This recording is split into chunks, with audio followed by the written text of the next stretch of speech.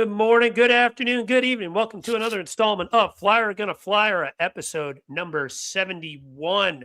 Wheel of Wingers is what this one's going to be called.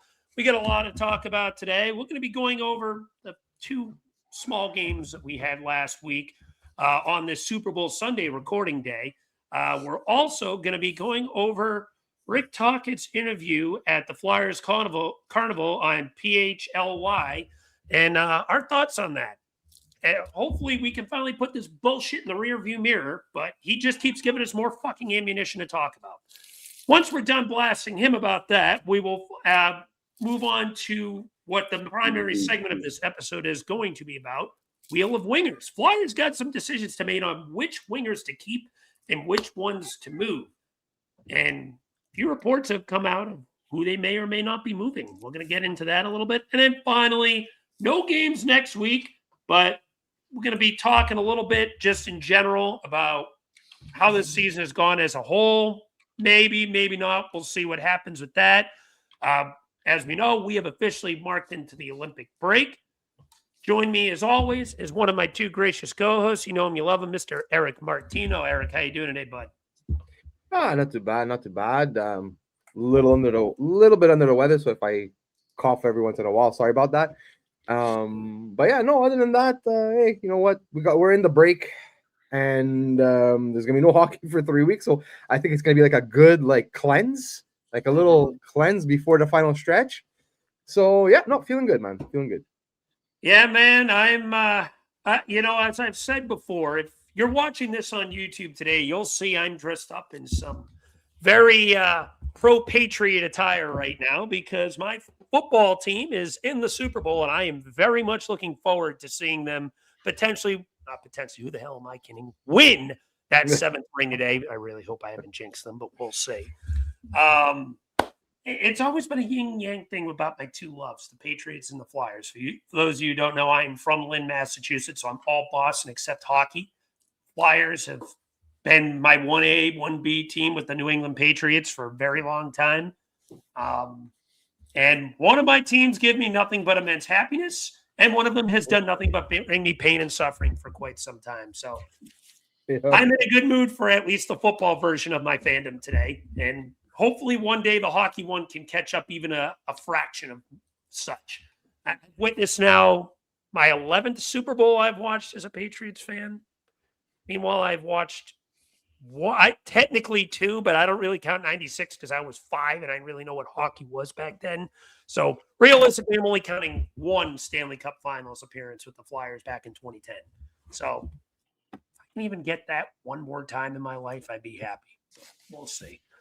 But anyway, let's get right into this. Actually, before we do, Eric, you have a Super Bowl prediction today? You're not gonna like it though. I knew this was coming. I had to put you on the spot for that reason. I'm kind of leaning Seahawks. Of course you fucking are. And it's not because I think the Pats are a bad team. I actually I love you guys got Milton Williams in the offseason. He was one of my favorite defensive players on the Eagles. An absolute clog in the trenches. No team has run for more than 53 yards in games he's played. No player has run for more than 53 yards. Not team. I'm sorry, I had to clarify that. In all honesty, I would be really glad if the Pats win and Milton gets another ring, 2 in a row. But if I'm not a betting man, but if I were, I'd put my money on the Seahawks. I think they just got a better overall team. That Seattle team is good. I will say throughout the year, they have definitely looked like that. The bare minimum, the class of the NFC.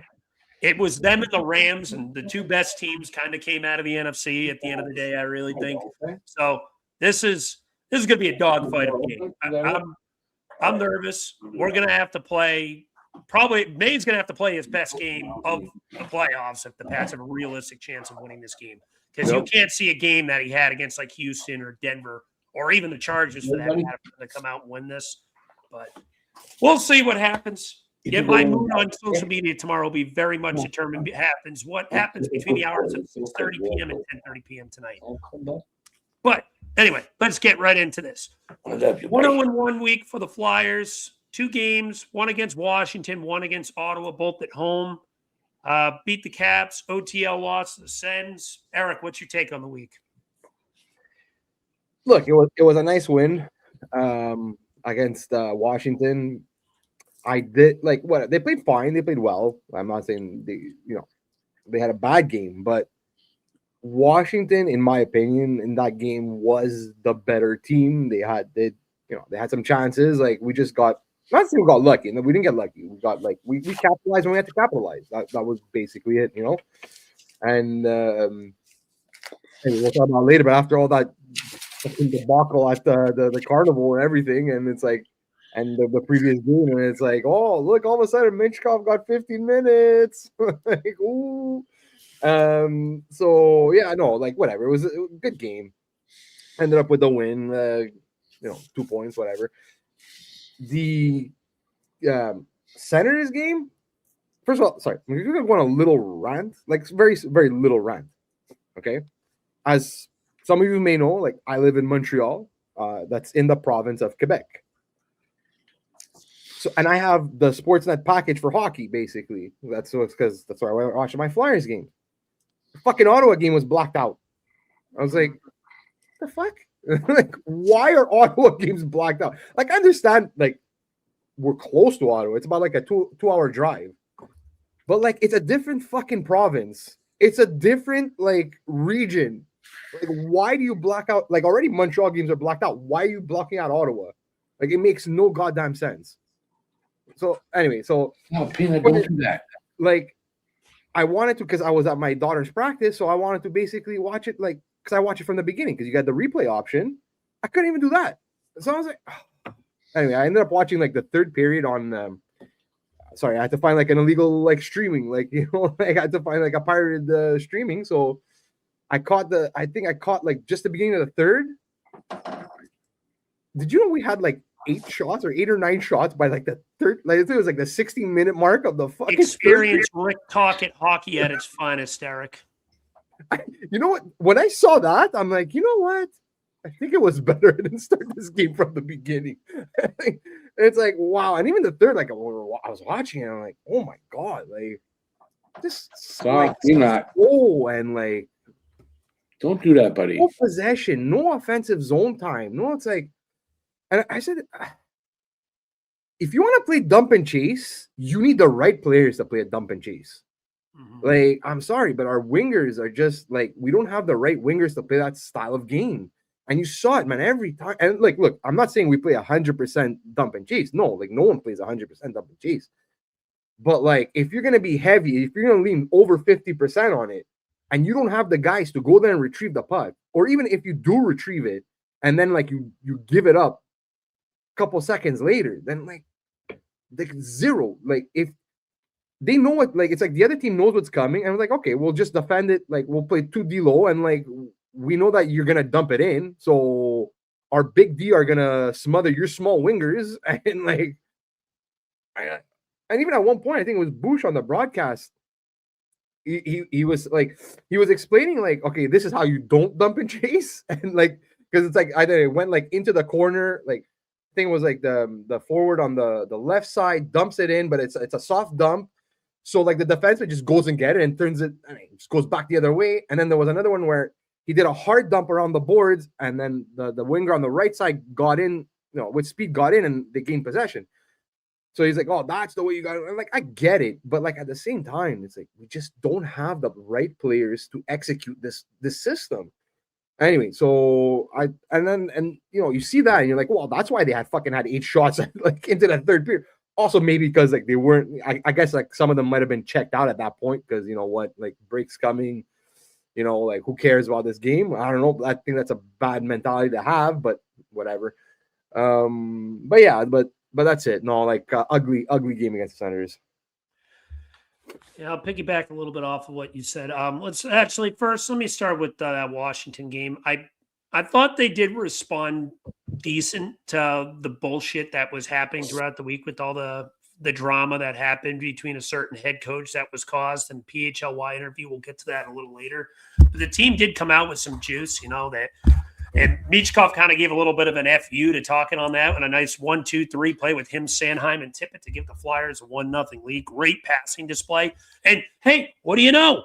You notice what side he was on when he made that pass to Sanheim? I know he entered on the left, but what side was he when he made the pass to Sanheim, Eric? He was on the right side. He was on the right side. Nope. I don't know. Maybe there's something there. Just maybe. No, let's just keep him on the left. Keep him as a third line checking winger. That'll do. That'll do just fine. But, the team as a collective whole, I think they've responded well. Michkov coming off a 10-minute 21 time on ice game. National media started bringing up more and more. Mike Bartner was a big one that pointed out, I was like, this is ridiculous. Like, Byron Bader was another one that pointed to this. It's like, listen, they've got to play this kid. This is fucking ridiculous. And talk it. I'm going to actually wait. I'm going to wait on this because I'll get to the PHLY stuff a little bit. But sticking on the game, the team came out with some jump. They came out to a 2-0 lead early in the second period. And the Gunstrom goal was fucking weird. He just I think that was just meant to be I don't know if it was be a saucer pass or a dump, and it hit someone's leg and just snuck by the goalie to go up 2-0. So it was kind of a fluky goal. And in Flyers fashion, the league kind of collapsed within itself, tied it 2. The team couldn't keep their foot on the throttle. Rick Tocchet turns into Dave Hackstall hockey, trying to play prevent defense, because that always worked so fucking well. Before Jamey Drysdale just fucking ripped a piss missile on the power play to give the team the lead. They held on, won the game 3-2 or 4-2. Actually, they got an empty netter. I forgot about that. Ristolainen. But, I thought it was a nice response game after all the nonsense that they've been having over the last few days after the Flyers Carnival fiasco. Then he moved on to Ottawa, and we all fell asleep in this game. They had 2 shots in the first period. This has been a prototypical thing with the Flyers this season. We had an episode early in the year called First Period Dilemmas, or First Period Problems. Just teams not starting well. Don't like a microcosm of that. Again, 2 fucking shots in the first period. 2. They're adamant to do this damn dump and chase probably 60, 70% of the time. It's absolutely nuts.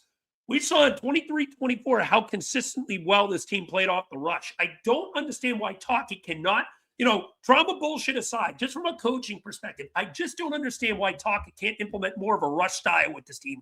We saw how successful they were with it 2 years ago, and this is before they had Matvei Michkov and Trevor Zegras. Zegras is a dangling machine who can get into the offensive zone pretty well, and Matvei Michkov is a supercomputer with a snipe. Why not implement more on the rush? You have more talent than you did 2 years ago. It just does not make sense. Yes, I get it. Tyson Forrest is hurt. So that is a big piece, and it limits their size a little bit. But that just gives you more of a reason to implement off the rush instead of going dump and chase. Tyson Forrester is probably your biggest or second biggest winger, him or Owen Tippett in your top 9. And you consistently feel the need to use these 180, 185-pound wingers to try to win these board battles against these big, bulky defensemen, as you mentioned. It's just not going to work. It's like trying to put a square peg in a round hole. It just makes no sense. When you see this level of consistent futility, it's perplexing how the coach can consistently go back to that when it's failed time and time and time and time again off of these dog shit fucking first periods. It's fucking mind-numbing. The definition of insanity is trying the same thing over and over and over again when the same results are the same. Rick Tocchet is exactly that with these damn first periods. Second period, they played a little bit better, but still not great. You had 8 shots through 2 periods, as you mentioned. Funny enough, the Islanders only had 7 shots through 2 periods. They weren't even the worst in the entire NHL going into the third. I just happen to know that. I wanted to point that out. But it's funny I mentioned that. You're becoming the New York Islanders, man. That's what you are. Minus a Matthew Schaefer. You're a boring version of the New York Islanders. Like, this is what they have been all year. Even when they were winning games, me and you were adamant about this. It's boring fucking hockey. Oh, God, yeah. Because nothing happens. Yeah. You need to find a way to get more of an offensive system into this team. I've said this on social media to a few people. As much as I clown on Rick Tocchet, I think he would be a great assistant coach. He really would. He plays a good defensive style, but he completely eliminates every little bit of offensive schemes and development. This guy he gives nothing to you offensively. Look at Vancouver, how little shots per game they were getting. Look at Arizona when he was there. There is a reason why we're likely going to his 10th season, has 1 legitimate playoff appearance. Don't point to me to the fucking rosters, because good coaches can elevate bad rosters. Look at John Tortorella. So this is ridiculous. Are we going to point out and be excited that the Flyers might have an 85-point season and pick 11th now? Like, come on, man. This is about development. Me and you have been at about this all damn year. We should be putting Zegras is getting deployed a lot. I'm happy about that. Denver Barkey had 9 minutes and change going into that game. In that game, I think it was like 9:54. I think Jamey pointed out on Twitter. Yep. That's perplexing, man. You're still giving Sean Couturier a ridiculous amount of minutes, even though he's completely cooked offensively. I see this dude continuously getting double shifted in the third period when they're down a goal in that Ottawa game. Can someone explain to me why they feel the need to do this when this guy still hasn't scored since fucking early December? He has gone now, 29 games in a row without a goal? 28, 29 now, something like that? Something like that. It's a lot. Why do we feel the need? This guy should be stapled to the bench when they're down a goal in the third period. He's giving you nothing. He's going to continue to give you nothing. If you want to put him out there for defensive face-offs, okay. That's maybe the only time I can at least hear it. But right now, it makes no fucking sense why they continue to put this guy on the ice as much as they do. He's supposedly now playing fourth-line minutes, yet he's seeing significantly more time. Mind you, Michkov got a little bit more time this week. Still wasn't great. He had, I think, almost 16 minutes in the Washington game. I think it was like 15:58. 15 something. But that's perfect. That's perfect. Like 16, I can at least say, all right, it's something. You know, you're giving me a little something here. 16, in my opinion, should be the minimum. I want minimum of 17 personally. I'm not asking for 20 minutes a game for him. I don't want to run him into the ground. I understand guys like Konechny should be maybe getting more time because he's a little bit further in his development. Maybe you can talk me into a little bit with Tippett, maybe more or less. Zegras, okay, guys like that. But meanwhile, we're still deploying Christian Dvorak 21 plus minutes a night. I don't understand the time on ice these guys have. I'm going to take a quick look at that Ottawa game because I think Rebankin didn't have much ice time too, if I remember correctly. It was pretty bad. I think he had like 12 minutes and change looking at it right now. Nikita Grabankin, 10 minutes, 38 seconds. Another young guy just not being used. But they have him inserted as that first-line winger with Konechny and Dvorak. Can someone explain to me this? It's like he's shifting these lines on the fly in the second and third period. Why? Play your kids more. You're not fucking making the playoffs this year. Who gives a shit? You need to play the kids more. It's ridiculous, man. Like, I don't care about wins. I care more about losing now because I want to get a better pick. But if you win a couple games on the line, playing the kids, fine, whatever. At least they're getting that. They're getting some confidence for the future. But this is absurd, man. I'm sick of the deployment we're seeing here. Christian Dvorak, 20 minutes, 52 seconds. Bobby Brink, I like the kid. 17 minutes and 16 seconds for a third liner. Bit excessive there. Couturier only had 14 minutes last game against Ottawa, so give him a break there. But I'm just talking in a generalization perspective. This is perplexing that he will not play the younger kids. Yep.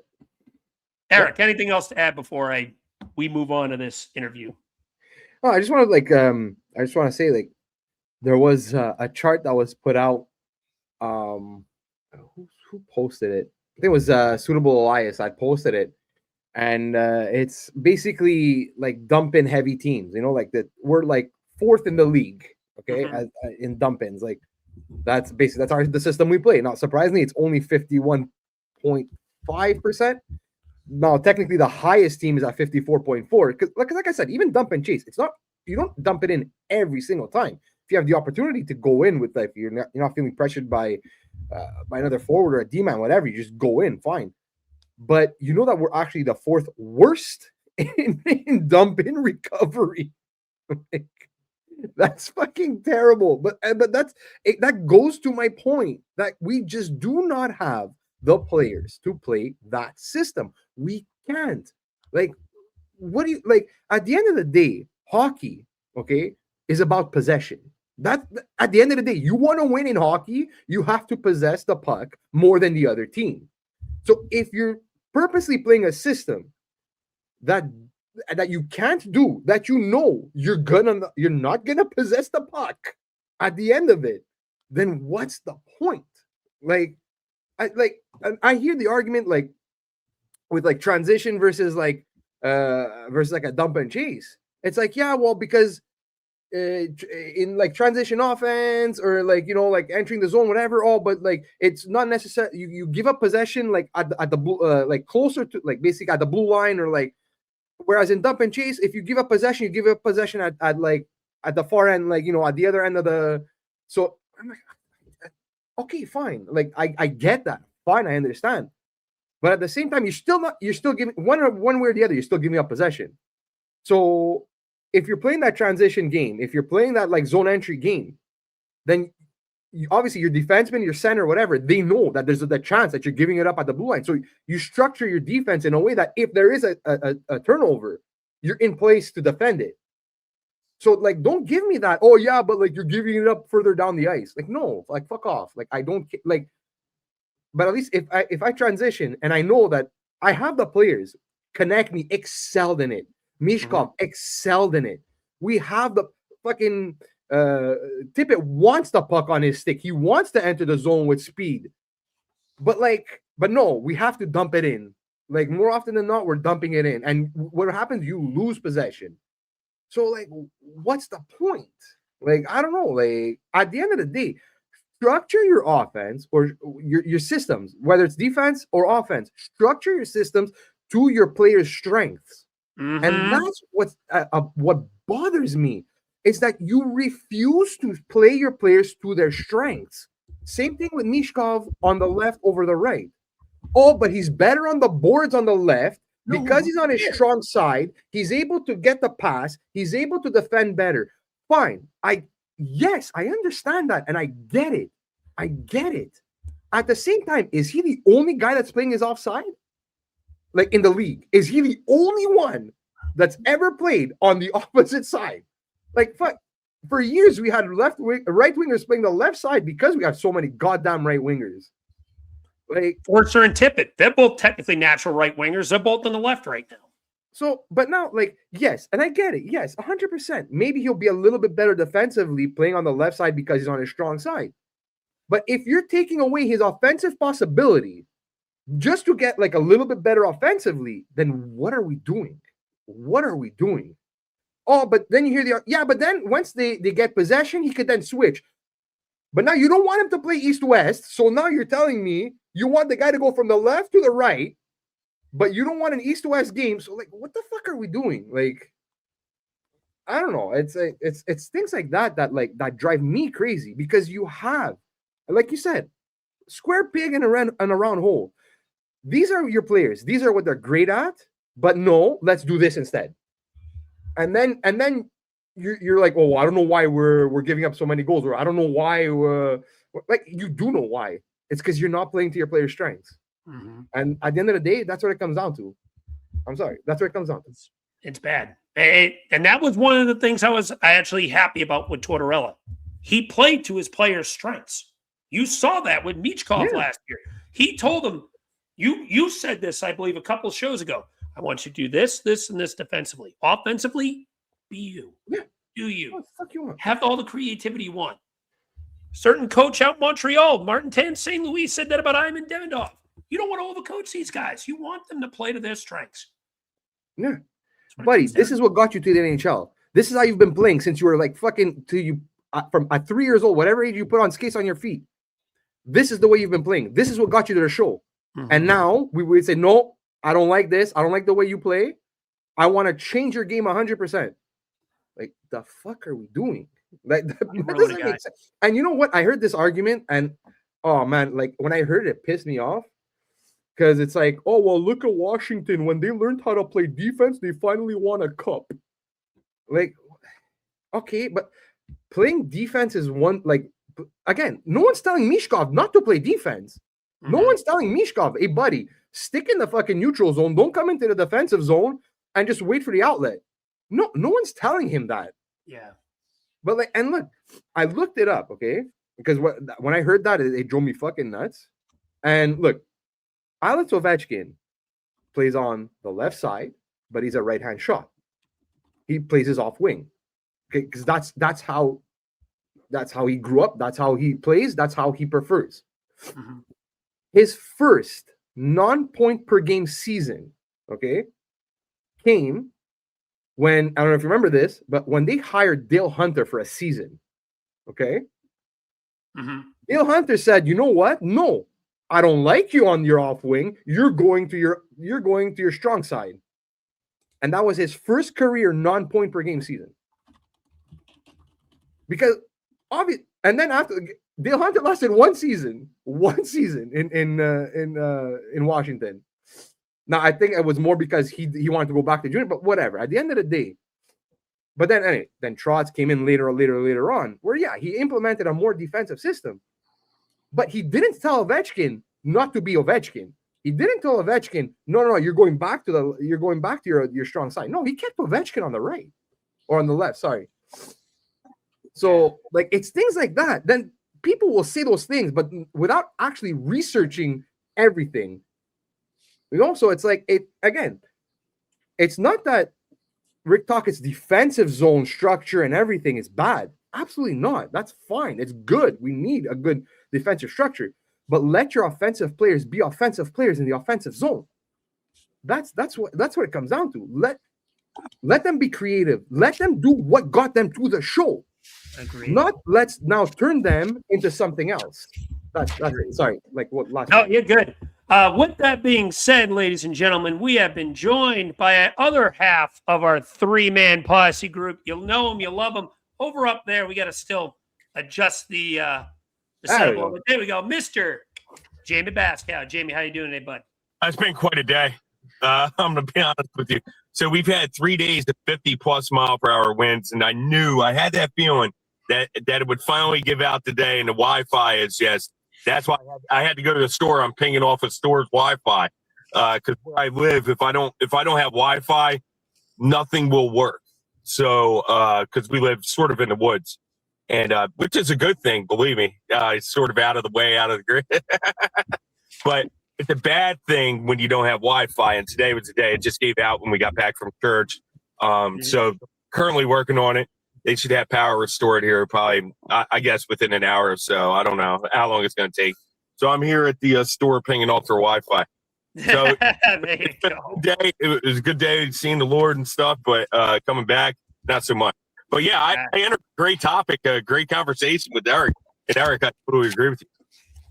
Let's, with that being said, Jamey, let's move on to the PHLY interview because we all probably have a lot to say about that. So, Flyers Carnival was last Sunday. Funny enough, as we were recording this show, it was happening last Sunday. And Rick Tocchet went on with PHLY for an interview.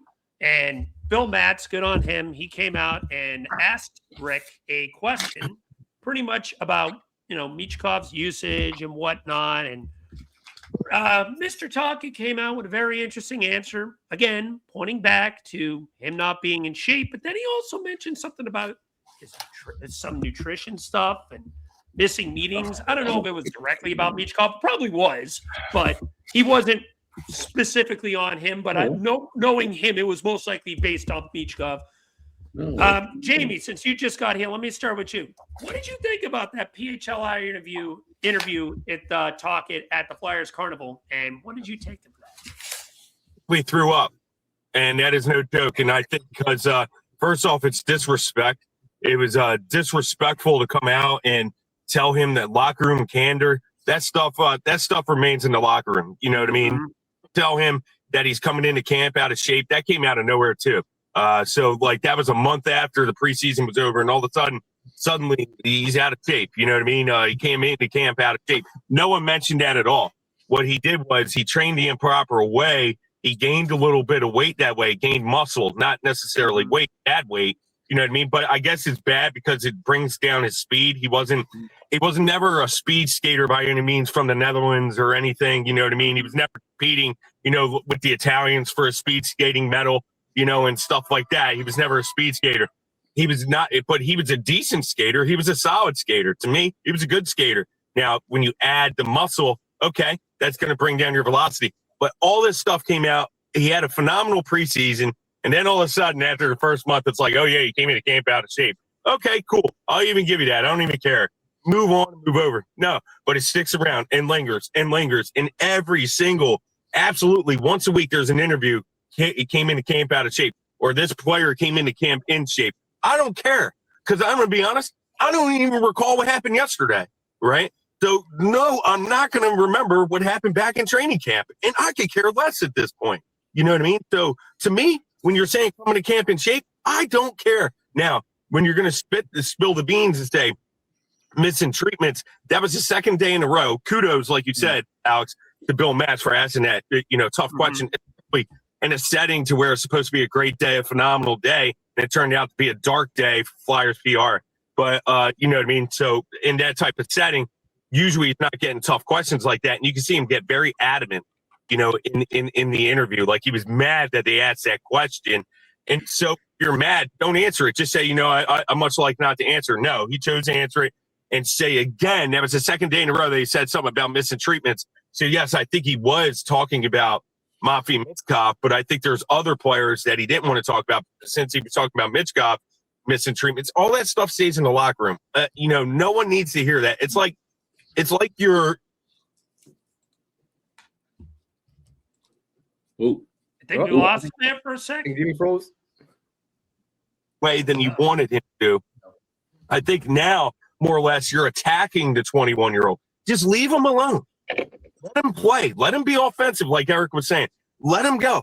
So, that interview, I honestly vomited because that's stuff that stays in the locker. And it's crazy that it's coming. Lost him again. he's driving. Technical difficulties, it looks like. And yet he just doesn't know, what he's doing, in terms. So, yeah, it's very, very upsetting. Like that interview was just trash. It came out, not saying because it's trash because of the way it was constructed with Bill and Charlie. They did a great job. I'm saying just the stuff he was spilling was just trash. Like, keep that in the locker room. Yeah. Biz should know. Keep that in the locker room too. I didn't hear Biz come out and say, hey, that shouldn't come out. So, yeah, if you want to say I'm attacking Biz, sure, I don't care. But, he wants to go out and attack Flyers fans and call them morons and everything else, a certain section of the fan base, that's wrong. If you don't have nothing nice to say, don't say it. And sort of that's what I'm with Rick Topp now. Like, if you don't have nothing nice to say, don't say it. And, it's crazy that some people are like, man, I miss Torts. I never thought I'd hear that, and now people are like, oh, I miss Torts. Yeah, because you know why? Torts was an authoritative coach, much like Topp, right? But one thing about Torts, he'll give you one time to make it up. And Michkov made it up. And look, had a great first year under Torts' belt. He didn't hold him back by any means. One thing about Torts, he was always, even with Morgan Frost, because some people were like, let's move Morgan Frost to the wing. He was like, no, he's a center. He played center his entire life. I'm going to play him where he's supposed to be played. And that was down the middle. But not with Rick Tocchet. Let's move Michkov to left wing. Let's move him to defense. You know what I mean? Let him move the left-handed defense. Why not? Right? You know what I mean? Let him be a goaltender or something. But like it's crazy. Like I don't understand. Like he's played right wing his entire career. Why? Okay, you want to go there? Why not play him down the middle and see what he could do then? You know what I mean? But no. Now he moves Zegras to the middle. Then he moved him back to the wing over no mistakes. I'm like, I just can't figure it out. It's like I try to write stuff down during the game and I get so flustered because I'm like, okay, he moved and then moved him back, moved again, moved him back. Like, I'm like, just keep him one area. It's no reason that the team is struggling. No one knows where they're playing. Like the way it starts is not the way it ends up. You know what I mean? And lo and behold, you make one mistake. Holy smokes, you're going down to the third line. You know what I mean? It took how many games for Couturier to get to the fourth line? You know what I mean? So, like, man, but it would take a youth person to make one mistake and you're out of the lineup. And that's where I'm at with, like, Mamila Andre, who didn't play before the break. He was instructed to play the youth, doesn't play the youth. Like, I mean, these guys, they're young. You know what I mean? They need to play. The only way they can play through things is if they mess up, make mistakes. That's why they're called youth. That's what it is. If they make too many That's how they get better. That's exactly how you get better. Looks like we lost Jamey Yep. again.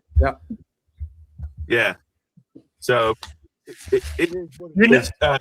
with that interview, it was just honestly like, I don't know, man. It was just a crazy interview, to be honest with you.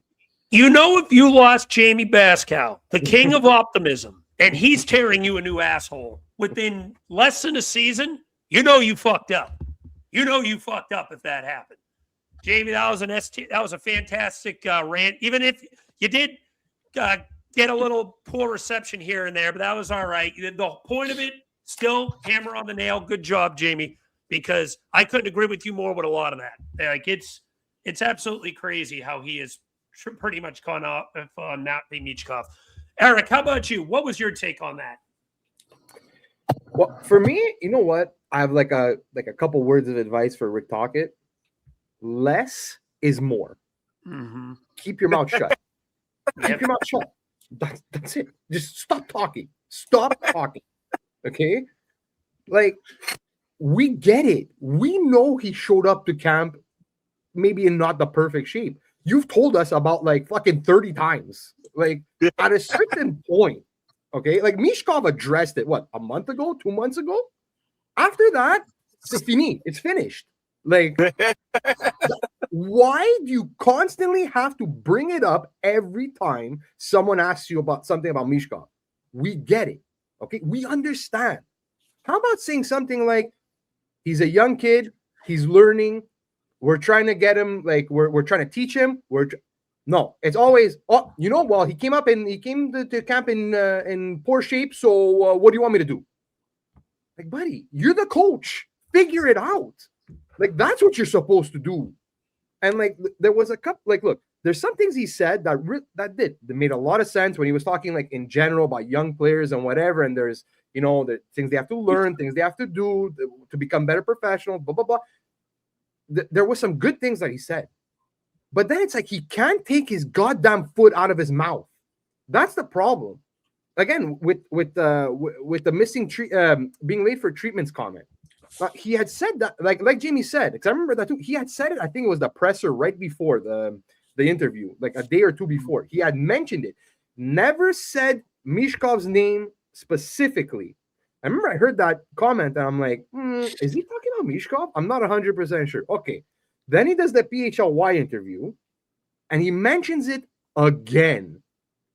And again, he never says Michkov's name, but when he said it, it was coming off talking about Michkov and being out of shape and this and that and whatever. And then he starts talking about missing treatments and blah, blah, blah, blah, blah, blah. So now, what do you expect Flyers fans to think? Obviously, fucking Twitter went nuts. Mm-hmm. You know, and then like Briere had to come out and him too. He had to defend it, saying he wasn't targeting Michkov. Like in relation to how players are learning along the way. That's what he said. He wasn't targeting. So now, even Briere too didn't necessarily say that Michkov never missed a treatment. Now, like he's saying, all like young players have to learn, blah blah blah blah blah blah. But again, to our point from before, also, why are you saying these things? I'm gonna reminisce a bit. Why? Do not, like, you're just adding more fuel to the fire. Like, just keep your mouth shut. Like, and again, like we've said previously, these things were never mentioned in the media. These things were never said in the media until this year. And like, what is the common denominator? It's Rick Tocchet. And even like fucking Biz. And like I brought this up on Twitter. Like I think it was like the third day of training camp, where Rick Tocchet was fucking glowing about Michkov, about like the conditioning test and everything. Because now I'm gonna come at you with a little conspiracy theory. Mm-hmm. And he's like, you know, he did great in the test, he was leading the pack, whatever. I've done conditioning tests, like running, now not on ice, but like running laps and everything. If you're in bad shape, I'm sorry. I don't care if it's the first day or the 30th day of camp. You're not going to lead the pack if you're not in great shape, right? Like, I'm sorry. Like, that people come at me, yeah, but you know, it was like day 3 of camp, so like he was in good shape. Like, I'm sorry. If you came into camp in bad shape, you're not, especially a test like that, an endurance test, you're not gonna do well. Expect or not lead the pack. So, and then in the we saw in the preseason, he played well and he was getting the minutes. Now, look, I'm not absolving Mishkov of anything. I think he is right. I think maybe, like Jamey said, he didn't come in, and that's another thing. They always say he didn't come in great shape. Why don't you elaborate on it? What exactly do you mean? Because then, everyone runs with, oh, well, he's fat, he's out of shape.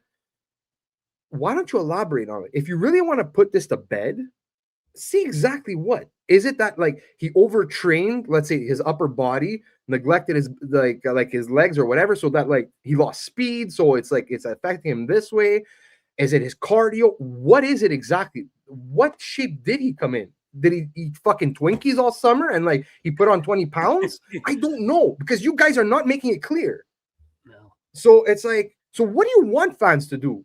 In all honesty, you have a coach that keeps on saying it every opportunity he gets, not clarifying exactly what he means by it.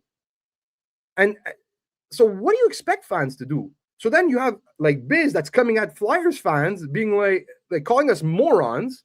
But what the fuck do you expect us to do if our coach keeps on telling us this? And then you play him and it boiled over because he played fucking 10 minutes a game. What was it, LA? Against LA. 10 fucking minutes.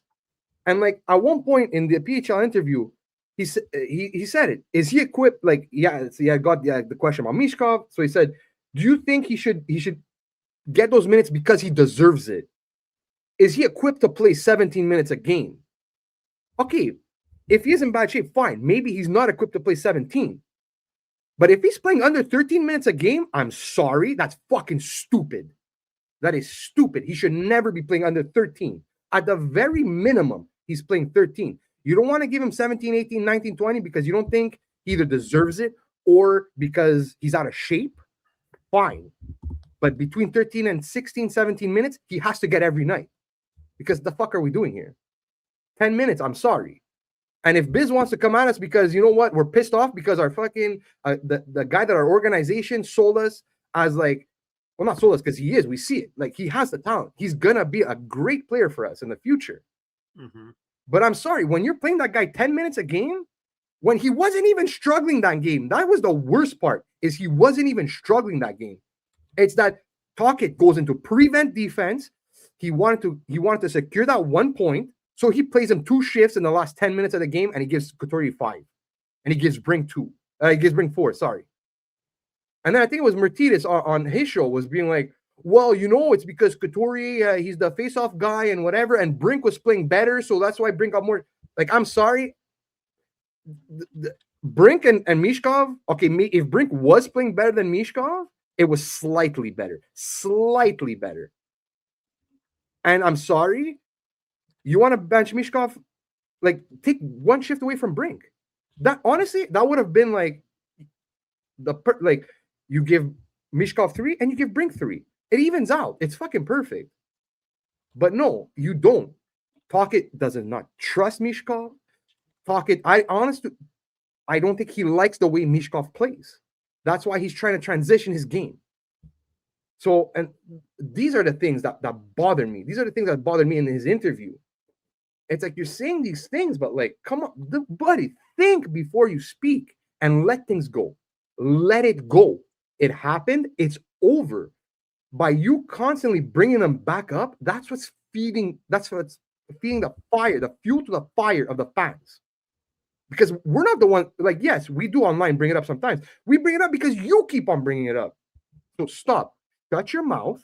That's it. Quiet. From now on, I want to hear fucking quiet. And I don't want him to say in another interview, oh, he came out of shape. I don't care anymore. Stop. We all know. We don't need to be reminded. And that's, honestly, that's what I took away. Well said, Eric. Well said on a lot of parts.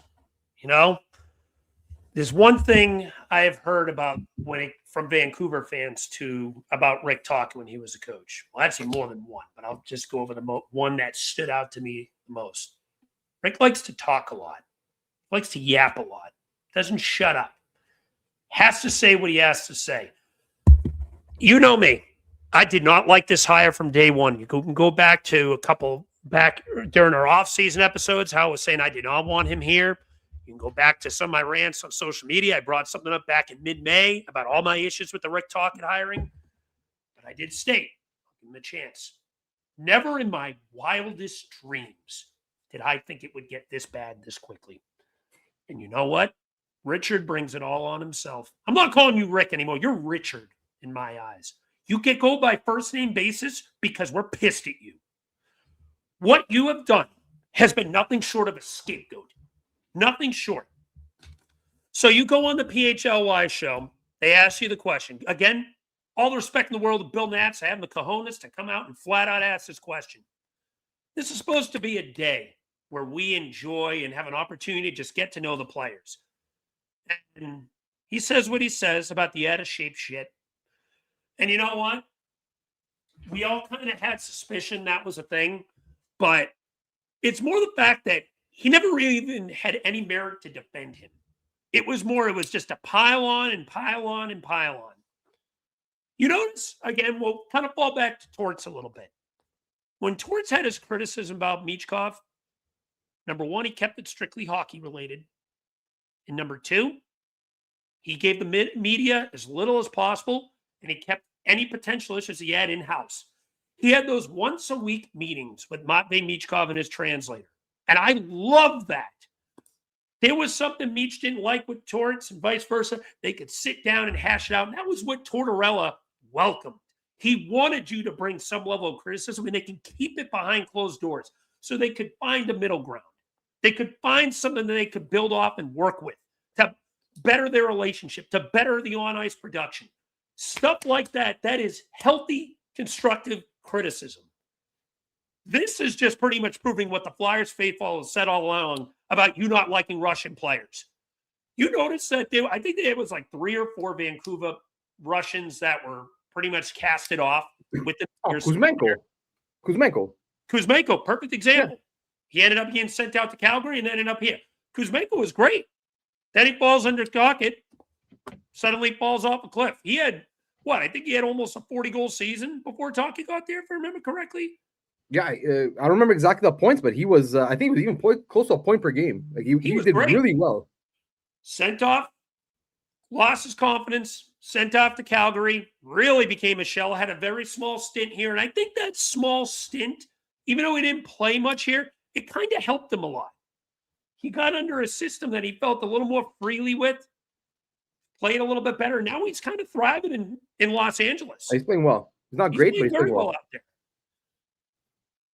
This goes back to Vancouver a little more. Elias Pettersson, you notice some of the shit he was saying about him? It was very adamantly similar to what we're hearing with Matvei Michkov. Didn't come out of shape. Didn't like how he was practicing.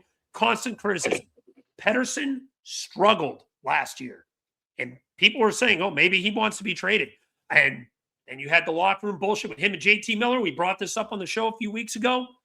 JT Miller gets moved. Rick Tocchet pretty much abandoned ship that he probably had a big part in creating. I won't say it was all him, but he probably has his share of blame to take. Comes here, and we're seeing a lot of the similarities with how he handled Pettersson and how he's handling things now. Then you move on to Matvei Michkov. We obviously had the shit we saw in the preseason. You know, we all thought maybe the crap was overblown with his out of shape shit. You said it yourself. He was kind of raving about him and whatnot. And now suddenly that he's the way he plays, the out of shape shit comes brought up. I do think maybe he was specifically out of shape was. I don't know. But you know what I love about Michkov? Have you seen him complain at all about this? Have you seen him not a word at all on the ice? The one thing he talked about back in early December, he takes responsibility for it. Mm-hmm. He plans on staying here in the Olympics. He is. We haven't heard about him going back overseas to Russia. He plans on staying in Voorhees for the summer. That's owning up to an issue. He's not making excuses. He said, hey, it's on me. I'm going to practice and get better. That should have been the end of it right there. The player comes out and acknowledges whether he trained incorrectly or didn't take the training seriously or whatever the issue was. He came out and owned up to it. And he says he plans on taking this completely differently. And Danny had his back. But no, this fucking clown. And before I get back to what we're talking about with the PHLI interview, we had an interview in mid-December where he came out and said, oh, Meach is starting to look better. He's starting to get in better shape. We need to play him more. Gold Fairby 86. Good Twitter follow, by the way. He has a lot of smart things about what his criticism about talking. Give him a follow too on Twitter. He brought this interview up, and I completely forgot about it. I'm like, oh my God, he's right. He did bring this up back in mid-December, 6 weeks prior to the fucking interview that he had on February 1st about this bullshit. And he comes out and says then that we need to play him more. What the fuck suddenly changed in 6 weeks? You don't suddenly get worse fucking shape in 6 weeks when you're constantly playing almost every night. You had a 3-day break in Christmas. What, you put on 10 pounds then and go back to shit, Jay? That's not happening. That shit drives me bananas. He contradicts himself. Rick Talking is arguing fucking Rick Talking. What are you doing?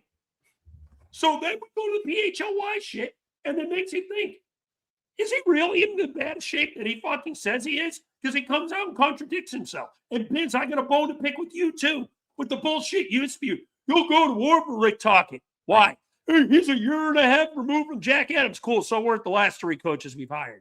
The last 3 coaches we've hired, they've all been prior Jack Adams winners. They've all been Vancouver cast-offs. But the thing is, I love and respect what Torts did here in his first 2 years. Year 3 kind of went off the rails a little bit, but I will always be thankful what John Tortorella did in his first 2 years here. Lane Vigneault, whatever. Voracek hated him. He kind of ruined Ghost. So I'm not crazy about how AV's tenure was, but it's fucking poultry compared to the bullshit we're dealing with within a year's span. It's not a 0% chance he gets fired. It really is not. Because I think, this is a theory, I don't know for sure, but the fact Danny Briere had to call a press conference before the Washington game tells you all you need to know about the bullshit that's happening right now. And isn't it funny that in the first period of that game, Tocchet suddenly raving about a play that Michkov made? Gee, I wonder why. Theory. And honestly, I would not be shocked if this is true. Briere went to talk and said, cut the bullshit. Because if you keep this bullshit up, you're gone. And I still think it's a possibility he's gone. It is not 0% chance it is a one and done.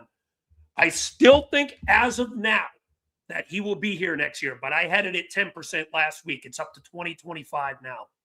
He better fucking get his shit together or he's a one and done coach. And he will never coach in the NHL again, at least as a head coach, for the bullshit he had at the end of Vancouver and what happened in fucking Philly in his 1 year here. And Biz, who gives a fuck if he wanted Jack Adams? This is his 10th year as an NHL head coach.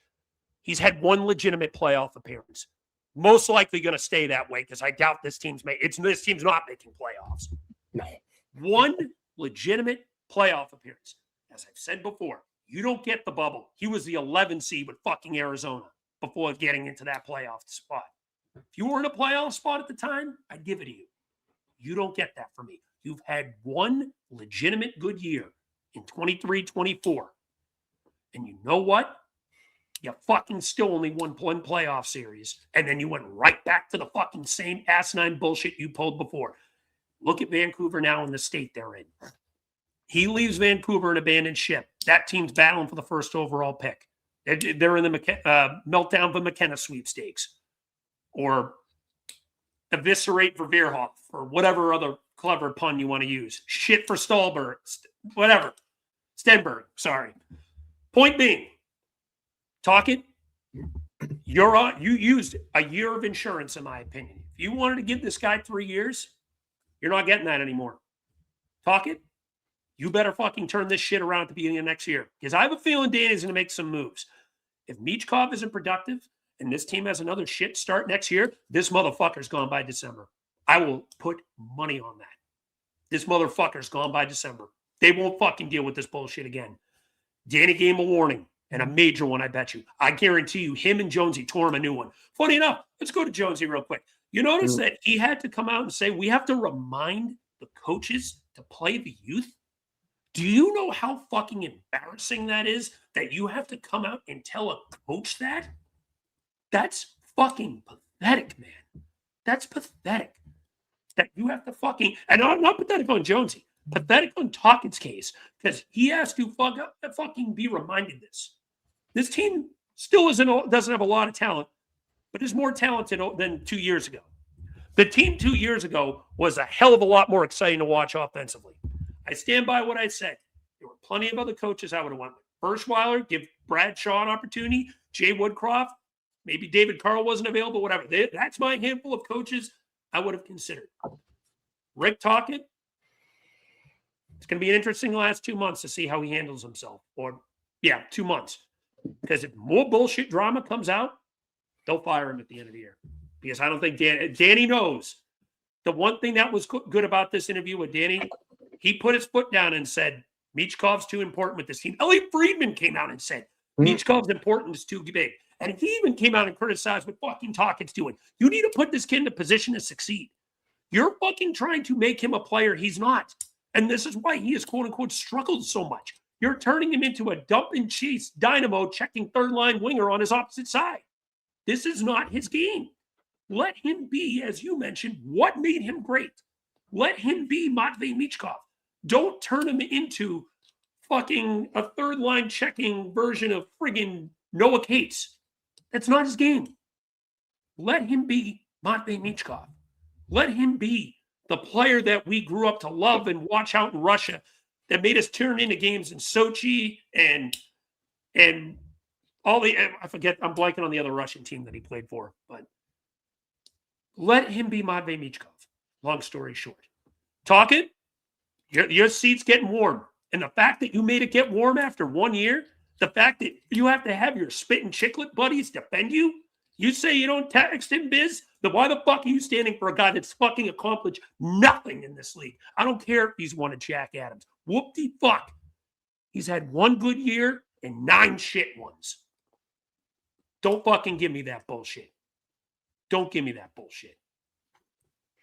No, look, honestly, I'm amazingly said, Alex. But you're 100% right. You're 100% right.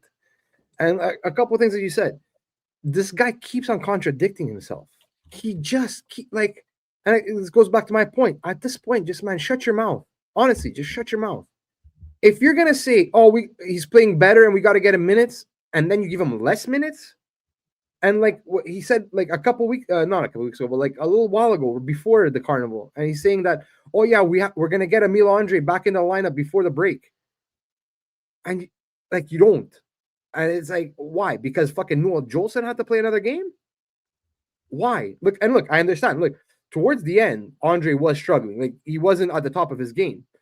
Okay, fine. But you put him on a third pair and you with Nick Seeler, or if you really want the left-right thing, okay, then you know what? And it wouldn't be deserved, but scratch Seeler then for 1 game, you know, and have like Andre and Jolson if you're really that concerned about left-right. Like, it's things like that just don't like. And then, like you said, with the Jonesy thing, you know what that told me? The quote that Jonesy said there about like we have to remind the coaches to play the young players. That tells me that now, if it's whether it's only Rick or the whole staff, that they don't get the point of the season, and not the point of the season, the overall point. We are a young team. We're still in a rebuild. We're not in win now mode. You have to develop the young players because you know what? The Mishkovs, possibly the Andres, the Barkeys, these are the guys that are going to take the next step. These are the guys that are going to bring us where we want to go. It's not the fucking 34-year-old Sean Couturier. It's not the 30-year-old Dvorak, who maybe will be around. Well, I know he signed the 5 years, so he probably will be. But like, he's gonna be a bottom center by that time. It's Zegras. Zegras playing center. Oh, that was another one. Wait, what was the quote he said? I think there's a time to try it. That's what he said about Zegras playing center. I think there's a time to try it, and that's why he's playing center now. No, the time to try it was at the beginning of the season when you have to know if he's a center or not. That's the point. And this is what drives me nuts again, is he does not understand the point of this season. He does not understand the point of what we're doing. You try Zegras at center from day one because Danny has to know if he's a center or not. Because then Danny has to figure out what he's going to do at the deadline, what he's going to do in the offseason. If he doesn't know if Zegras can play center or not, how's he supposed to address the center position? Do we need to bring in one center? Do we need to bring in two centers? I don't know. How am I supposed to know if this fucking guy won't play Zegras at center? Mm-hmm. Then finally, at game 40, at the 48th game mark, he finally puts him at center.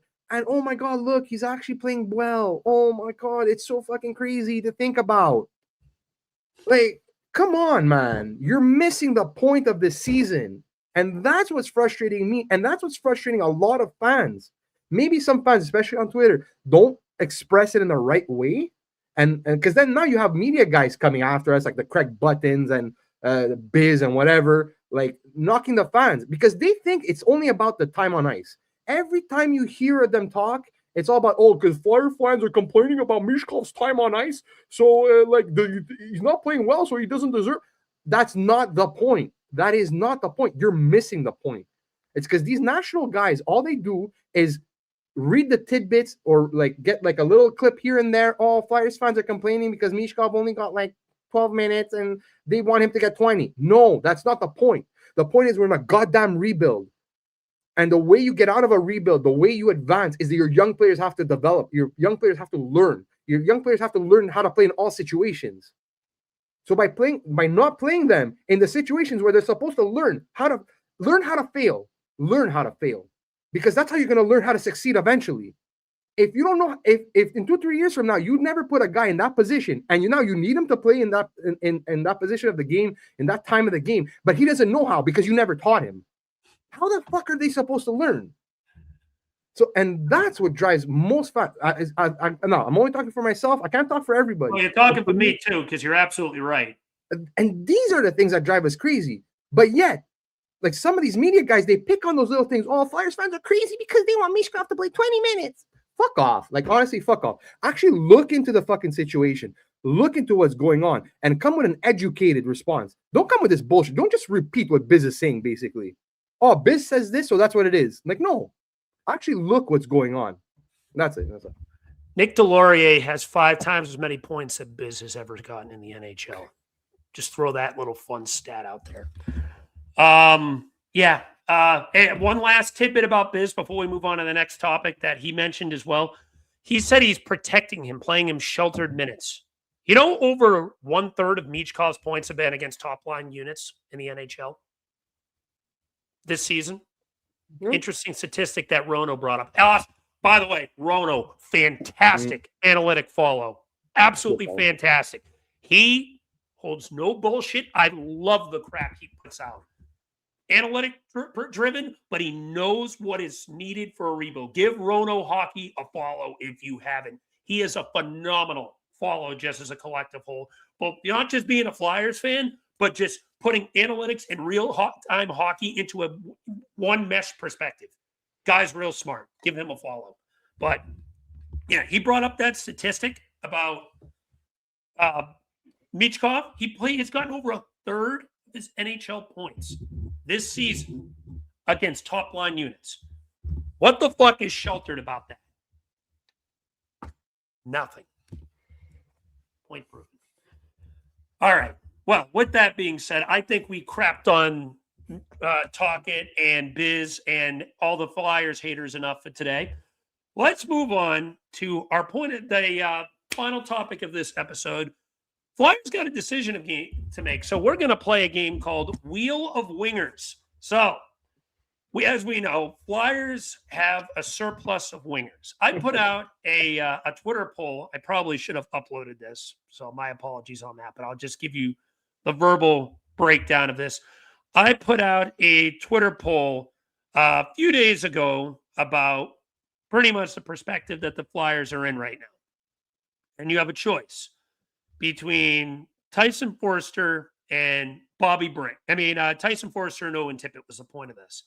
So, with that being said, I asked Flyers Twitter, let's just assume Bobby Brink is likely going to be one of the guys moved at the deadline in the offseason. I think, unfortunately, it's pretty apparent that with Denver Barkey here, he does a lot of the stuff Brink does. Long term, he's probably not going to have much of a fit here. I like Brink. He plays bigger than his size indicates, and seems like Matvei Michkov's best friend. So it's kind of hard to have to move him for that alone, but you got to do what you got to do to make the team better. So I wrote this tweet out as a poll. I said, sounds like Bobby Brink is likely one of the winger casualties. You have a choice to keep one or the other to be traded. Who do you keep, Tyson Forster or Owen Tippett? I got 672 votes on this. 77% voted to keep Forster. 23% voted to keep Owen Tippett. But one interesting name that came up, I saw in the comments quite a bit. Quite a few Flyers fans said, I'd keep them both and move Travis Konechny. And we brought up TK's comments after the Bruins game last week. Maybe he'd be open to moving him. So, for the sake of argument, we don't know if he even is going to move it. That may just be frustration boiling over. But just as a fun little theory, if you could move two wingers on this team for the future, next year, because Martolin's going to be up, he'll be here, and there's a real possibility that Alex Bump could be pushing for a spot. And we don't know if even Trevor Zegras is a long-time center. They may even have him move to him over the wing, and Forster will be back next year. So you got a massive log jam to work with right here. Which two wingers that you likely are going to have to move would you move? Eric, let me start with you on this. Well, just before I answer, quick. This Brink, are we assuming Brink is gone? Or like do you... Let's, for the sake of argument, say he's not gone. If you want to keep him, you can. So this is your take. I just put Brink out there on the Twitter response because he sounds like the most popular guy to move and the most likely guy to move.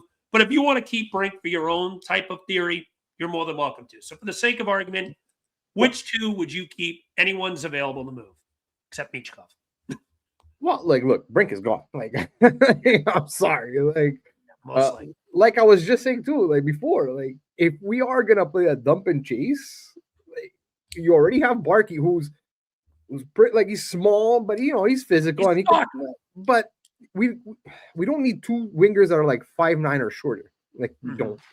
I'm sorry. It's so for me, Brink is 100% gone, and I wouldn't even be shocked if he's gone before the trade deadline. Look, Martone is coming, so we got to open up a spot for him. Yep. And the thing is also if Zegras is gonna be a center, I think eventually Cates moves back to wing, because if you have Zegras at center, plus you sign Devo, plus you have Coots, who's probably gonna be your 4C.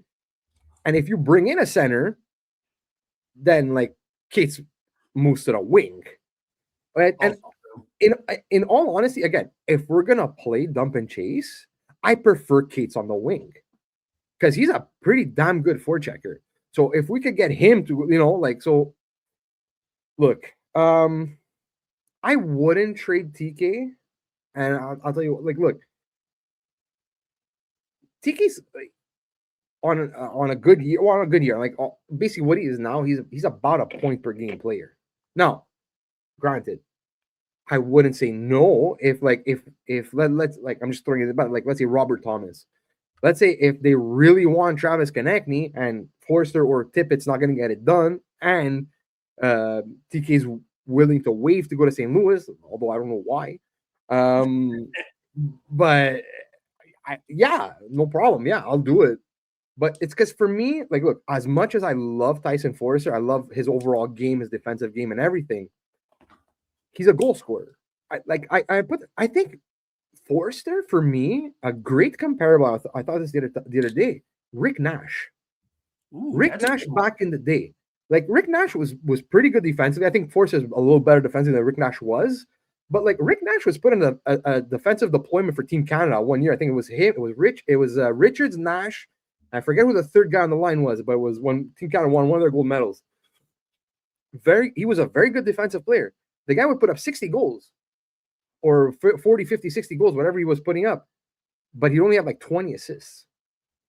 For me, that's Tyson Forster. Like, I don't expect Tyson Forster ever to be a point per game player. Honestly, I don't. I expect him to be maybe like a 40 goals and like 20 assists. So like a 60, 65 point player, but like primarily a goal scorer and just like a stud defensively. So, and Owen Tippett, look, I brought his numbers up the other day. Like, everyone's raving about Tippett. And like, look, I really like Tippett, and I really like the way he's changed his game. He's become more of like a power forward this year. He's using his size more. He's going to the net with authority and everything. But even at that, his numbers are still more or less on average what they've been the past couple of years. He's going to hover around that 60-point mark. So, look, I think it's going to be one of them. It's going to be one of Tippett or Forster. I debate which one I would rather keep, only in the fact that like you get that speed and like physicality now with Tippett, but then with Forster you get like the pure goal scoring and the defensive play. So it's like, fuck, like how do you choose? It's like, how do you choose? They're two completely different players, both with size, but two different styles. One's a two-way guy. One's more of a speedy power forward who can dangle a little bit. It's crazy because I look at Tippett. I think Tippett is like a 30-30 guy, 30 goals, 30 assists. Mm-hmm. But then I look at Tyson Forster. I think he's like a 40-20 guy, 40 goals, they're 20 potentially 60-point guys. Yeah. So honestly, I would take the decision out of my hands, and I would put it in the acquiring team's hands. So like, if we're gonna get a center, again, like a Robert Thomas, whoever, Elias Pettersson, I don't know, whoever it's gonna be. I think the acquiring team would probably go Forster because he's younger and you have less term on that. You can kind of probably direct how you want that next contract to go because he's up at the end of next year anyway. He's only an RFA. Exactly. So for me personally, I think, again, like, how do you choose? You know, it's like I think I would lean Forster. To be honest with you, I think I keep or leave. Forster. Sorry, to keep or trade. No, to keep. Sorry. Thank God! I thought you were going to break my heart for a second. Yeah, I would lean Forster to keep, but like I would probably put it in the acquiring team's hands. So one of them probably has to go. Mm-hmm. And honestly, like, even like, again, like, he's not, who cares, but like Hathaway, like if we could trade Hathaway at the deadline this year, he's probably gone. I think, like, to be honest with you. Like, I'm sorry, won't get much, but he's probably gone. And like, call me crazy, like I would trade Hathaway. Well, Delory, Chow, like whatever. We can't trade him. He's not the who cares? But I would consider that, not depending how much he wants. But I would actually consider re-signing Grunstrom to play on the fourth line, like for next year. Like if you can have Grunstrom, Grabenkin, and Coots as your fourth line next year, I think that's a damn good fourth line that could even put up points.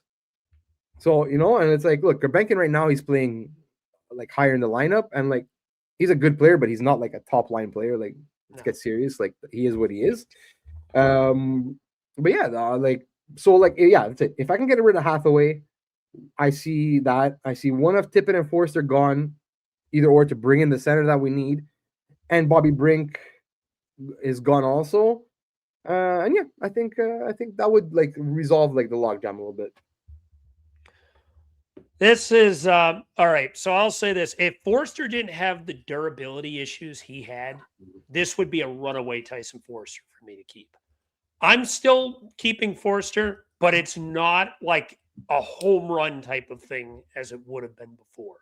Because this is the one thing about Tyson, and I do worry about that shoulder holding up. He did have surgery. He'll have some extra time in the offseason. He's not going to play this season. Even if they somehow make playoffs, you're not playing him in the playoffs. Let him rest. He's 23, 24, something like that. No reason to rush this kid. Have him 100% for next year. Tyson Forster, I've said this before on social media and probably on this show. He is playmaking abilities away from being Mark Stone. If he had some legitimate playmaking ability, he's Mark Stone. He's Mark Stone 2.0. But he does not. And that's his big knock. I think Rick Nash is a pretty good comp. If he stayed healthy this year, I think he would have been the first Flyer in over 20 years to eclipse that 40-goal mark. And the last one was who? Was it Jeff Carter? I think. I wanted to say Simmons, but I'm not 100%. No, sure. Simmons never hit 40. I think his Never hit career high was 40? 32 or 33. Oh, okay, Okay, sorry. Cardinal hit 37 in Then it's got to be 2012. Carter. I think it was no. Carter. I think it was Carter. Yeah. So it's been a long time since his team's had a 40-goal scorer. And I think that there's a real chance he would have pushed that. He was the first guy to hit 10 goals this year. I think he had, 11 when he went down in like 20-something games. I think so. Some of them. So he was, mind you, paces are paces for a reason. Who knows? He may have hit like a 7-8 game drought where he didn't score anything. But one thing about Tyson, when he gets hot, he scores in bunches. I noticed this from the moment he came up. This kid's a goal scorer. And honestly, he's arguably one of the best two-way wingers in the entire NHL. This kid should, and I'm going to be adamant about it, this kid should be playing top 6 minutes next year. There is no excuse not to give him that. If you give him a legit playmaker and another legit scorer on his line, he will be terrifying. I have called for a Forster, Zegras, Michkov line forever now. That line will fucking cook together if you give them an opportunity. Owen Tippett.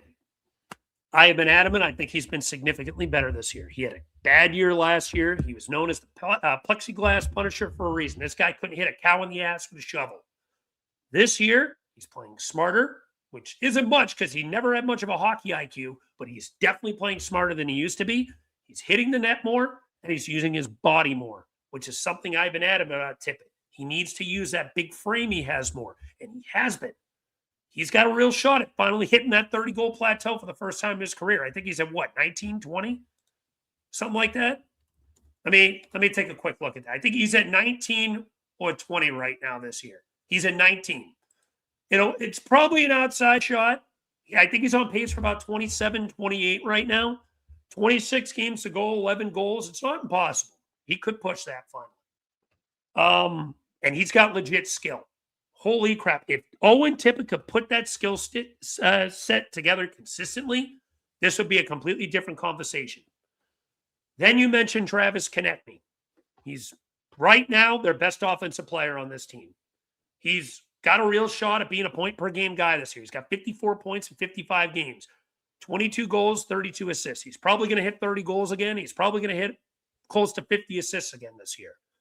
Maybe something close. I think he ends up at about 78, 79 points at the pace he's going. If he's willing to waive this year, he's the guy you're going to get the most for a real center. Mm-hmm. I would consider moving him. I really would. If he is open to it, but the issue is, you look at what just happened with Artemi Panarin and what they got for him. Now, I'm not saying that you're getting that. You don't have to move him. If you're getting that package, you tell the other team to go suck a dick. You tell TK, we're open to move you, but we got to make sure we get something significant in return before we do this. And you just got to deal with it until then. I like Konecny, man. We were hard on him at the beginning of the year. I think he's played significantly better these last few weeks. When this team was on a losing streak, he was the one guy that was playing hard, playing well, and playing consistent. And you got to give him props for that.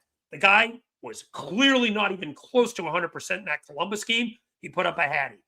I mean, you go back to that Washington game. He put up a goal and an assist to help stop the bleeding in that game. He put up a big goal in that Kings game to help them get a point. Not like they give a damn that they got a point, but just saying is in general. Travis Konecny, it's like Claude Giroux light what he's doing right now. He is not even close to the player Claude Giroux has been in terms of impact of this team. I'm not saying that, but it's Claude Giroux light that he is the player that is kind of deserves to be in the playoffs, deserves to have an opportunity to compete for the cup, that is stuck on a team that he is trying to carry. He can't carry this team like Giroux had. He doesn't have that semi-help that Giroux had, like Voracek, Simmons, Shen, and back when Sean Couturier wasn't a stiff. His help is Trevor Zegras finally here for the first year. Michkov, who obviously we know what he is capable of, but the coach is fucking being competent. And then you have Forster, who has durability issues. Owen Tippett, who is the king of inconsistency. And then nothing down the middle. So it's a big difference from then to now. So if you're Konechny, he might even want to look in the mirror this offseason. He goes to Calgary during the break. I think that's where his summer home is, in Calgary with his wife and kids. So I think he's going to think about this long and hard in the summer of what he wants to do. Danny's going to really have to sell to him that this team is going to be competing very soon for him, I think, to consider not waiving. I do think it's a chance that he really does consider this.